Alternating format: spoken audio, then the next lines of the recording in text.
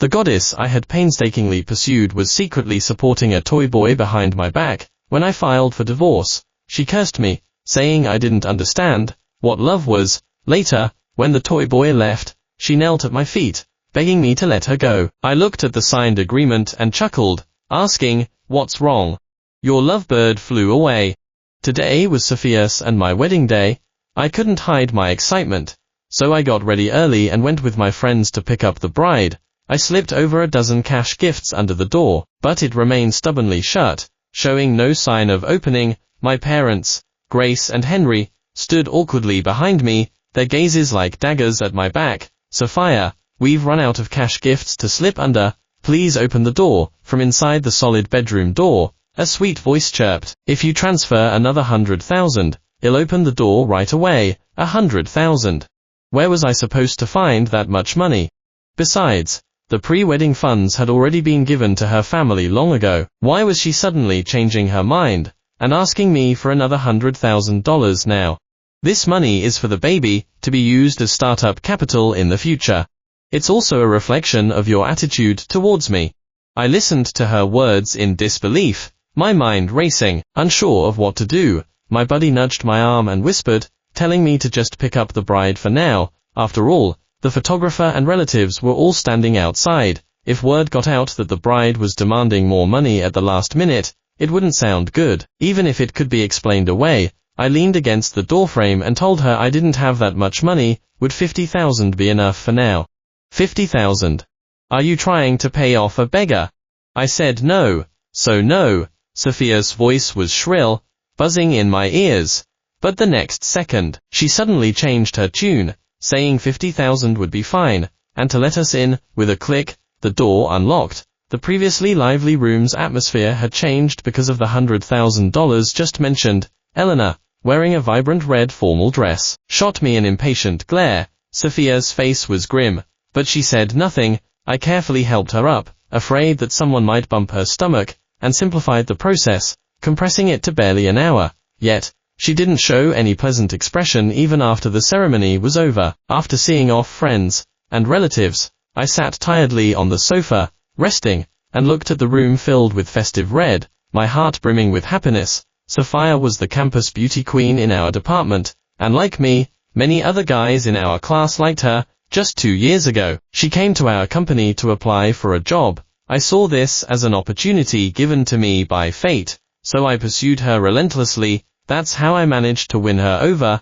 I worked hard, my performance rapidly improving, all because I wanted to give her a good life. So, I tried my best to meet every demand she made. Just as I was lost in my happiness, Sophia suddenly walked over to me, her eyes brimming with tears, and asked when I would give her that startup capital. "Sophia, once I get my commission, I'll give it all to you." To my surprise, she suddenly wiped away her tears, and spoke to me in a stiff tone. Her voice changed. "No, you have to give it to me, now." "But I truly didn't have that much on hand." "If you don't have it, ask your father and mother." "Are you trying to exploit my pregnancy to avoid giving me the money?" "How could that be?" I quickly stood up to explain, pulling her into my arms. After much persuasion, I managed to postpone the $50,000 until the day after tomorrow.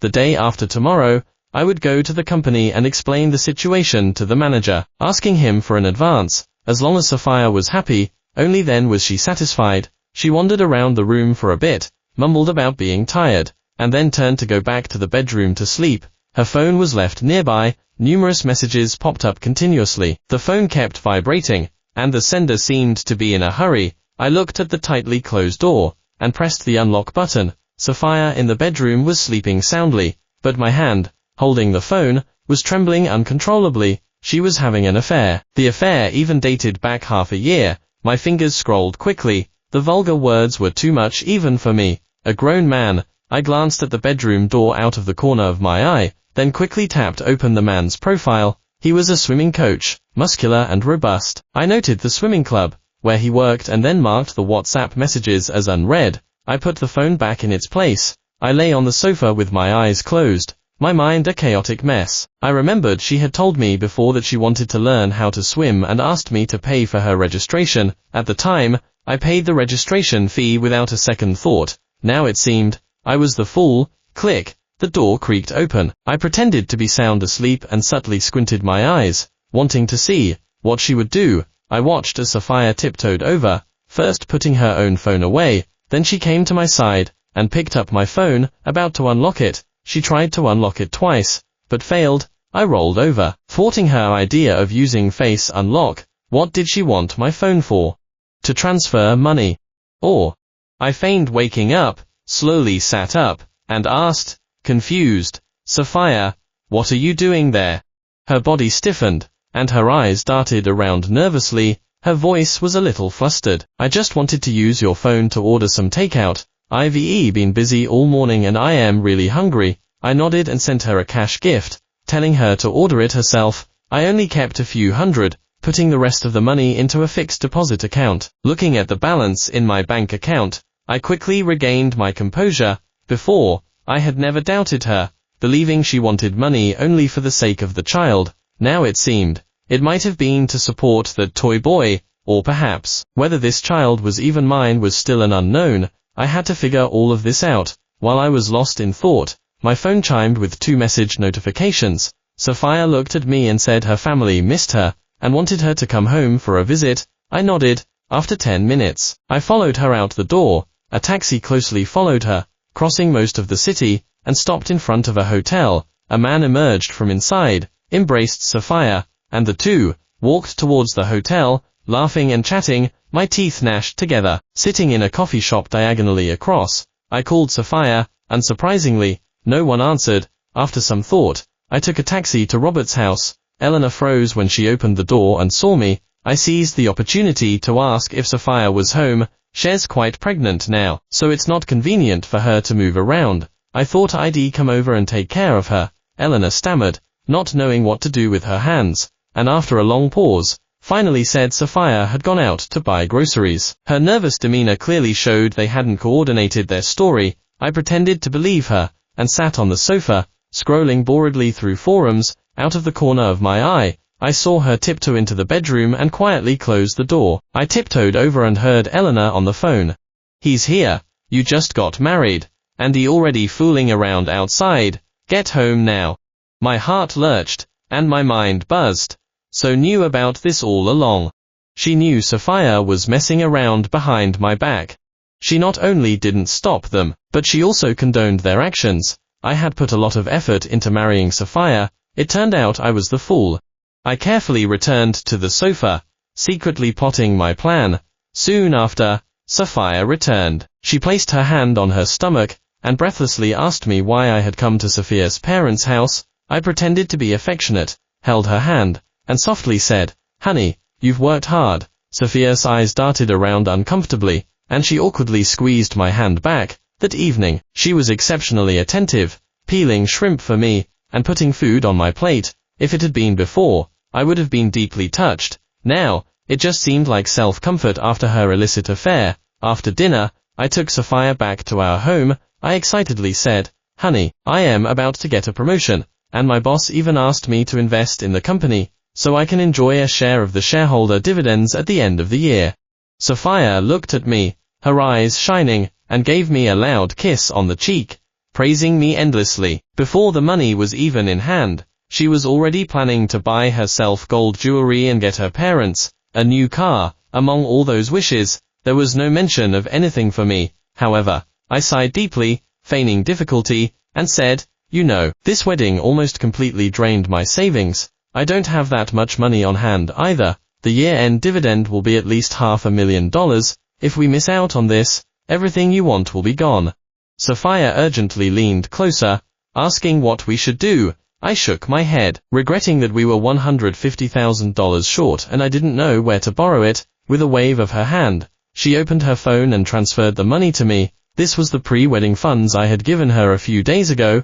"Take this money to invest. It will provide better security for me and the baby in the future." I nodded emphatically, but my heart was secretly blooming with joy. Our company wasn't big, just $50,000, could get a year-end dividend. The remaining money I deposited into my bank cards. I then took a photo of the contract and sent it to Sophia. Only then did she relax. Since my last surprise visit to Eleanor's house, she had been much quieter. I couldn't just sit back and do nothing. it was also time to meet that man. I stumbled upon a workout video on TikTok and suddenly had the idea that I wanted to learn how to swim, swimming.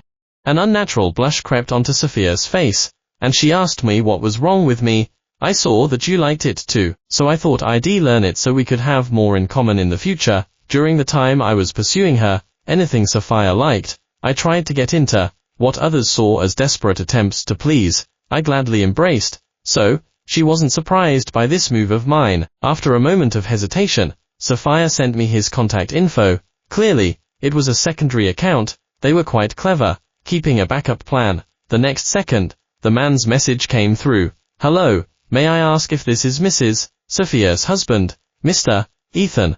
These past few days, Blake had been pushing those expensive lessons on me almost daily. On the surface, I pretended to be interested, but in reality, I didn't even bother to open them. My main goal was not to spend a single penny on him. I always attended trial swim sessions, but never bought a course. To make him trust me, I even introduced him to a few of my colleagues. Blake became even more attentive to me, sending daily check-ins and reminders to dress warmly. Anyone who didn't know would have thought I had an extra wife. It was my day off, so I arrived at the swimming club early and started my warm-up exercises. He came over, his eyes filled with envy, and asked, "Ethan, your watch must be expensive, right?"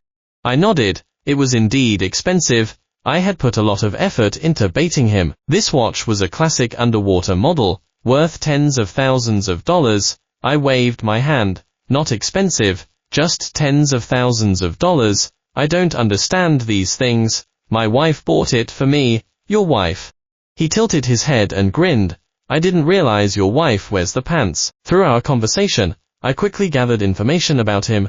He was from out of town, didn't own property, and had a girlfriend. However, I couldn't be sure if the girlfriend he spoke of was my wife or someone else. But soon it was evening, and Sophia gave me the answer. She said she wanted an LV bag, at least $30,000, and asked me to transfer $20,000 to her. I transferred it without batting an eye. While was taking a shower, I unlocked her phone. The contents inside once again shattered my worldview. Every single message was vulgar beyond belief. I checked their transfer records. Most of them were Sophia transferring money to him, with amounts reaching hundreds of thousands of dollars. In just half a year, she had transferred so much. In contrast, Blake's biggest contribution was ordering her takeout, and yet he became her soulmate. It was truly laughable. I saved the transfer records, and waited silently for her next move. Sure enough, on the third day, I saw the new watch on Blake's wrist. He proudly showed it off to me, saying his girlfriend had bought it especially for him. He heavily emphasized the words especially for him. I patted his shoulder, complimented him on finding such a good partner, and urged him to marry her soon. After all, a girl this good was one in 1,000 years. His triumphant look made me want to kick him into the water. Now that Sophia's belly was getting bigger, she'd probably give birth in less than 2 months. I also needed to move quickly with my plan. I retrieved my old WhatsApp account, which I hadn't used in a long time, and cultivated an image as a golden bachelor. I searched by phone number and added Blake, just in case. These days, we grew closer. Occasionally, he'd invite me out for dinner, and we'd act like brothers, drinking and chatting jovially. He had no relatives here, so I took him back to our home for the holiday. As it was a time for family reunions, Sophia took turns serving both of us food. The two exchanged glances, clearly disregarding my presence. After a few rounds of drinks, I pretended to be drunk, slurring my words, and draped my arm over Blake's shoulder. Buddy, I am telling you from the bottom of my heart, isn't all the money we men earn meant for women to spend?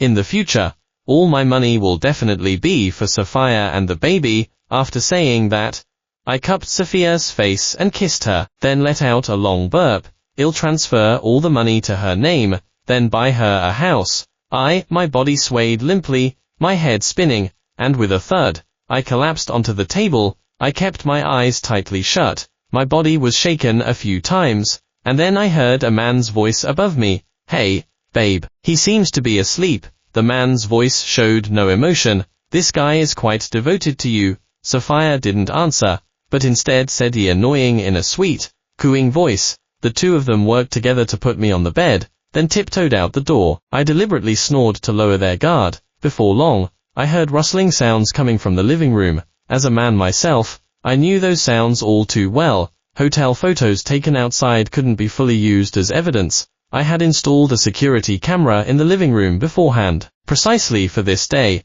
I had to personally send them to hell. They were quick, and soon after, it became completely quiet outside. The next day, Sophia took me back to Sophia's parents' house, saying she had something important to discuss with me. She wanted to get a new house for her parents' family. Honey, my parents' apartment is too high up now, and it's inconvenient for the elderly couple to go up and down. How about we sell this apartment and buy them a new one?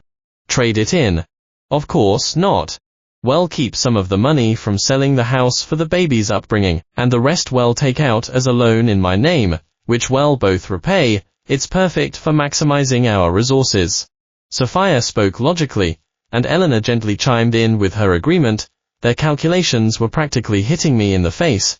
I lowered my head and gave a small smile. Then let's bring my parents, Grace and Henry, over from the countryside too. They deserve to enjoy life now. Eleanor's smile froze on her face. She slowly said, Ethan, your parents are used to living there. If you suddenly bring them here, they definitely won't adapt. I picked up a piece of meat and put it in her bowl, saying with a smile that it was no problem. No one is born in the city, and no one is destined to live in the countryside their whole life. Those two sentences rendered them speechless. The very next morning, I found a good location for the house, and that evening, I brought my parents, Grace and Henry, over. All the while, ignoring Sophia's sour expression, all the money went into buying the house, so she didn't get a single penny. She treated me like air all day, and became increasingly unwilling to stay at home, always wanting to go out. On the contrary, I frequently visited Eleanor's house, taking her to look at houses and cars, painting a grand picture. As long as the baby was born and grew up safely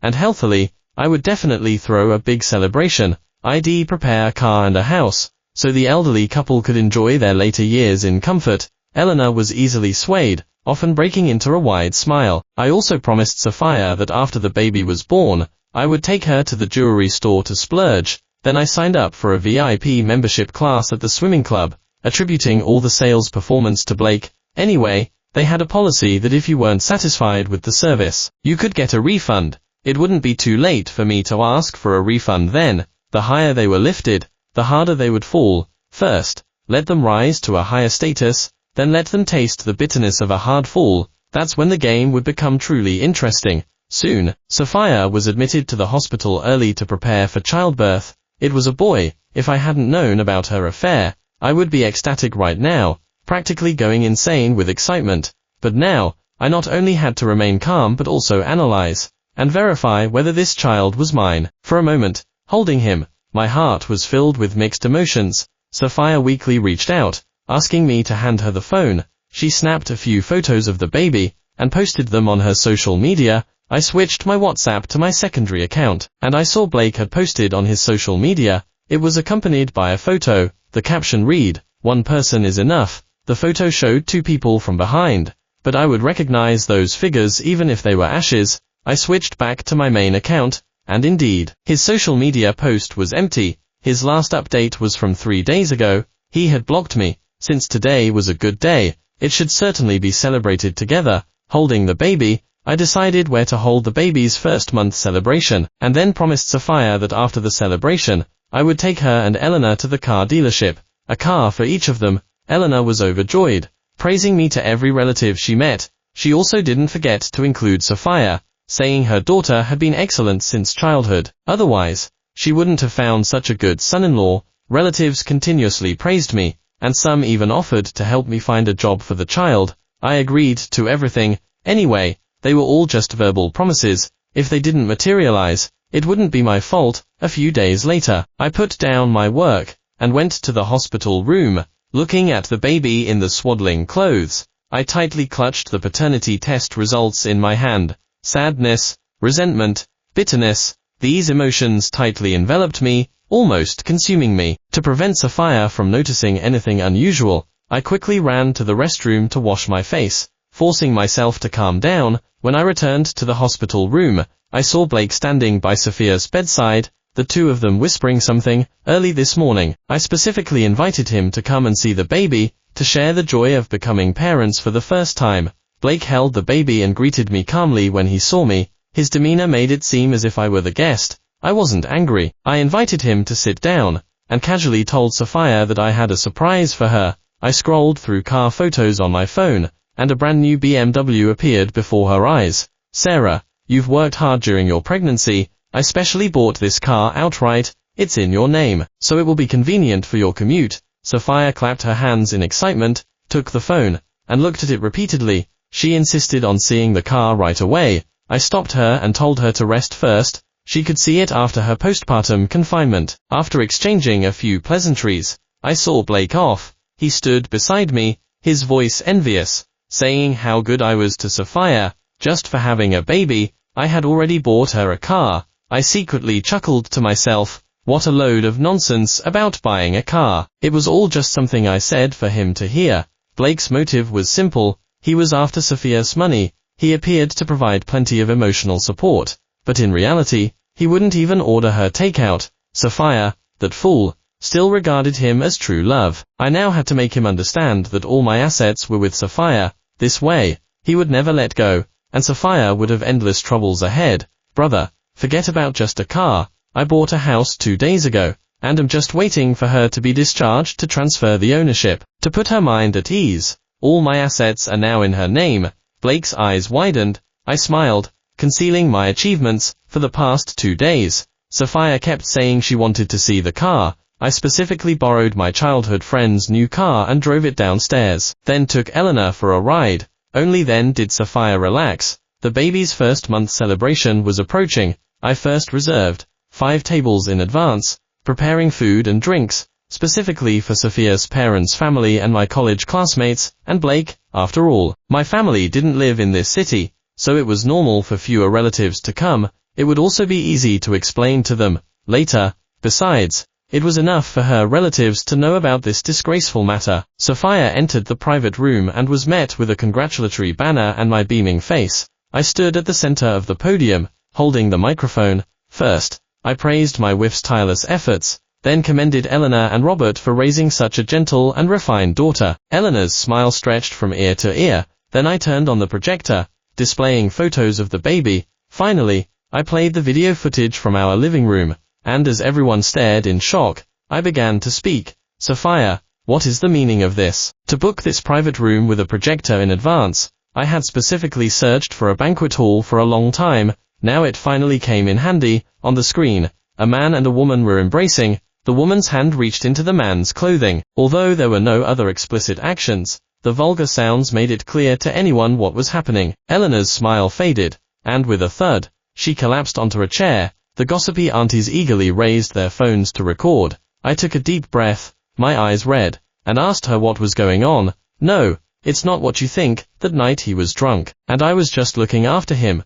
because he wasn't feeling well. I laughed in exasperation. So, in her eyes, I was just a fool who could be easily deceived. I continued to flip through the photos. The next one showed them entering and leaving a hotel, and WhatsApp chat logs, transfer records. Sophia shrieked, rushed onto the stage to grab the remote control, but I pushed her to the ground without hesitation. Not far away, Blake saw that something was wrong, and tried to slip away, but my buddies grabbed him by the collar, and dragged him back. Sophia, I treated you pretty well, didn't I?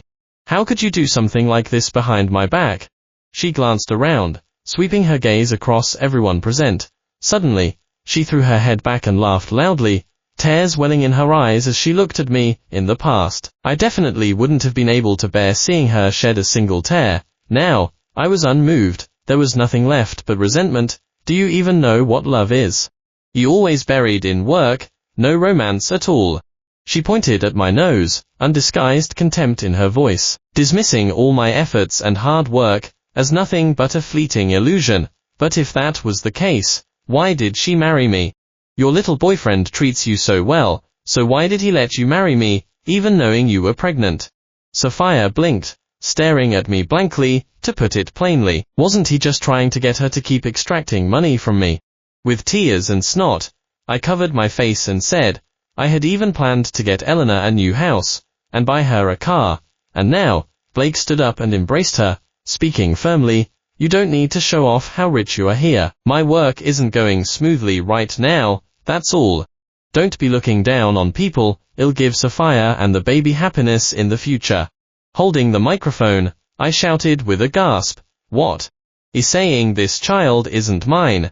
In my hand, I didn't forget to adjust the remote control. The paternity test results appeared before everyone's eyes. It showed that I indeed had no blood relation to this child. Eleanor's eyes rolled back, and this time, she completely fainted from anger, seeing that everything was almost complete. I officially took out the divorce agreement I had prepared in advance and proposed divorce to her. Under everyone's gaze, I quickly walked out. The banquet hall had Sophia's phone number listed, and if I didn't leave quickly, what if the staff came looking for me for payment? I returned to our new home, first packing up all her luggage, and throwing it into the hallway. Then I called a locksmith to replace all the door locks. Next, I went to the bank, explained the situation, completed the procedures, and froze all her bank cards. I also disabled shared payment access. They had gotten together half a year ago. As marital assets, I had every right to demand full compensation from Sophia. PayPal statements. I looked at the string of numbers and finally understood what a big fool I had been. Sophia took my money to support someone else, and then still had the nerve to say I hadn't done enough. Those numbers stung my eyes, as if telling me how ridiculous and low I had become. I took a few deep breaths, calmed myself down, and then opened a few beers. Sitting on the sofa, I was just getting tipsy when I heard an urgent knocking at the door. "Open the door. Ethan, open this door for me." Sophia. My head was aching a bit. I got up to open the door. She walked in, holding the baby, and slammed the suitcase heavily onto the ground, stirring up dust everywhere. "How dare you throw my things out? We're not divorced yet, we're still married." I leaned back on the sofa, let out a long burp, and couldn't help but laugh. She had already done such a thing, and the child wasn't mine, yet she still had the nerve to talk about being married. Sophia scanned the room, her gaze finally landing on a bottle. "Been drinking?" I nodded, the person in front of me appearing a bit blurry. Sophia smiled deeply and slowly began to take off her clothes in front of me. Placing her hand on my shoulder, she pushed me down onto the sofa. Her slender fingers hooked my tie, and her voice was soft and seductive. "Listen to me, let's live a good life together from now on." Although I was drunk, I knew perfectly well what she was doing. I couldn't possibly touch a woman who was so disloyal again. With a gentle push of my hand, I pushed her off me. "You refuse to do things the easy way, don't you?" Sophia picked up the bottle, looked at it for a long time, and then suddenly smiled. With a crash, she smashed the bottle against the edge of the coffee table. Glass shards flew everywhere. She casually picked up a large piece of glass and lightly cut her arm with it, leaving a long bloody scratch. I sobered up considerably, and sternly demanded to know what she was doing. She held up her phone and falsely snapped a few photos. The former tenderness was gone, replaced by a malicious sneer as she looked at me. "It's obvious. Domestic abuse. Can't you see? Do you think you won't have to give me money just because we're getting divorced? I am telling you, dreaming." Sophia proudly looked at her wound, picked up her luggage, and left. It seemed she had made full preparations to prevent me from not giving her money. She resorted to this low tactic, but after so many years of connection, why did she have to scheme like this? I looked at the glass shards scattered on the floor, shook my head, and resignedly closed my eyes. The next day, I arrived at the courthouse with the prepared documents. Sophia and Blake stood together, while Eleanor held the baby at a distance. Their expressions when they looked at me were as if I were their sworn enemy. Shouldn't I be the one who's angry? Blake wore the watch she had bought him, and his words were full of defiance. I said nothing, treating them as if they weren't there, and walked into the courthouse first. After presenting the evidence according to procedure and rules, Sophia immediately produced a set of photos. These were the photos taken at our home. There was also a medical report from the hospital, indicating moderate injuries. These are the evidence. He was the one who committed domestic abuse and beat me first. That's why I developed feelings for someone else. She pitifully wiped the corners of her eyes, not even glancing at me. The judge asked me if I had any evidence. As our eyes met, I saw Sophia's arrogance and disdain, excitement and hope in Blake's eyes, and Eleanor's eyes darting around, avoiding my gaze. The judge asked again, "Does the plaintiff have any additional evidence?" I unconsciously tightened my grip on the USB drive in my hand, its hard edges digging painfully into my palm. Under her arrogant smile, I slowly rose and approached the judge, saying, "Please see." Sophia probably forgot that I had installed a security camera in our home. When she went berserk, she happened to be standing under the camera, so whether she pushed me down or cut her own arm to frame me, everything was clearly recorded by the surveillance. This was undeniable. As for that report, I couldn't prove its validity. To my knowledge, fabricating medical reports is a criminal offense. She resorted to this low tactic because she feared her attempt to frame me wouldn't work. From any angle, she has already broken the law. The judge turned and asked her if she could vouch for the authenticity of this evidence. Sophia bit her lip tightly, unable to utter a single word. Finally, she quietly lowered her head and said she had presented the wrong evidence. I looked at her with a disdainful smile. Was there anything more outrageous than this? Sophia's marital infidelity was a proven fact. She not only had to return the bridal gift my family had given previously, but also repay all the expenses from the past 6 months to me, adding emotional distress compensation. The total would amount to around $150,000. She adamantly refused, but was powerless against the judgment. At this point, the three of them had lost their initial triumphant demeanor, each hung their head, unable to muster any spirit. I descended the stairs expressionlessly, opened the car door, and got in, all in one smooth motion. With a sharp, dramatic turn, I splashed mud all over the three of them. ******. I had never told my parents about such a major incident. Sophia had always looked down on my family, so I tried to keep them apart as much as possible. Moreover, my parents were getting old, and couldn't handle such turmoil and stress. But you can't keep a secret forever. I never expected Sophia and Eleanor to shamelessly seek them out. When called me home, Eleanor was holding her hand and weeping, complaining, saying she had failed in her upbringing, which led to such trouble, and that they should blame her, not her daughter. Even though Grace and Henry were decent people, they were flustered by such a scene. When saw me, she immediately came forward, her voice trembling. "Honey, I truly know I made a terrible mistake before. From now on, I promise to treat you twice as well. Can we get back together?" I disgustedly pushed the woman away and carefully looked at her face. The person I once loved now felt so utterly unfamiliar. "Take your mother and get out of our home now." Grace came over and tugged at my hand, telling me to let's talk calmly, no yelling. I pulled Sophia and Eleanor, forcefully pushing them towards the door. With a thud, she knelt at my feet, begging me for another chance. Blake probably couldn't give her that much money, could he? That's why she came to beg me. I looked at the signed agreement and chuckled, asking, "What's wrong?" "Your lovebird flew away."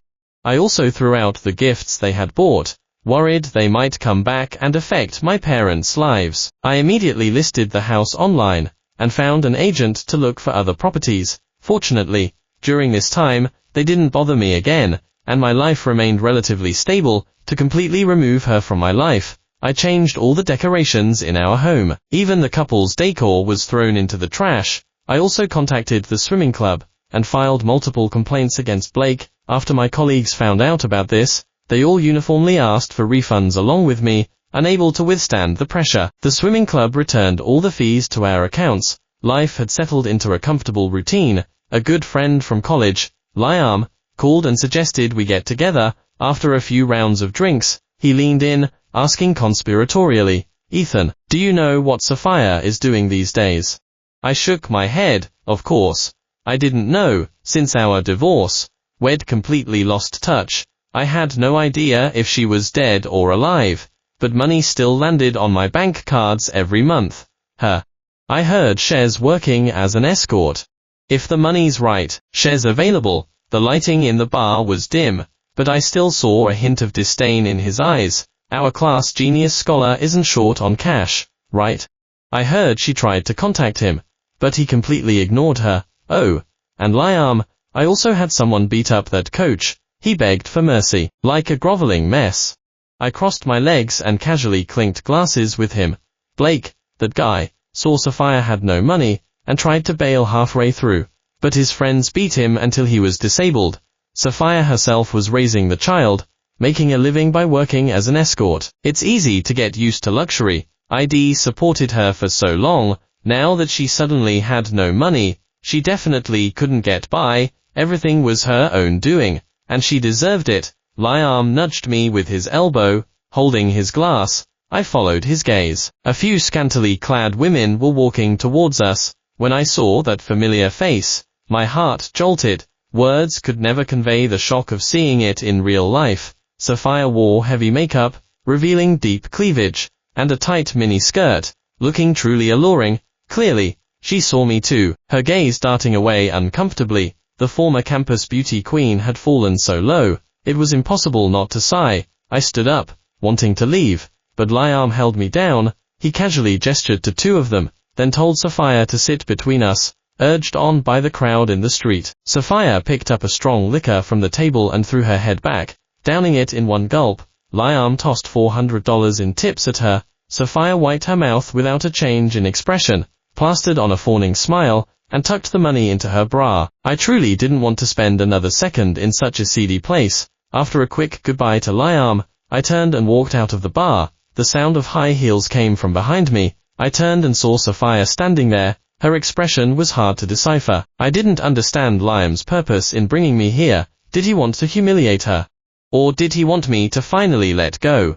But I had long since purged my feelings, putting her completely out of my mind. Someone like her wasn't worth my lingering affection. Sophia probably thought I'd come specifically for her. She tightly wrapped her arms around mine, rubbing her chest against my arm. I knew it. You can't forget me. I pulled my arm free, creating distance between us. Perhaps you've misunderstood. I am here to collect a debt today. You still haven't transferred this month's money to my bank cards. She stood there, stiff. My smile didn't reach my eyes. What makes you think I'd be obsessed with you?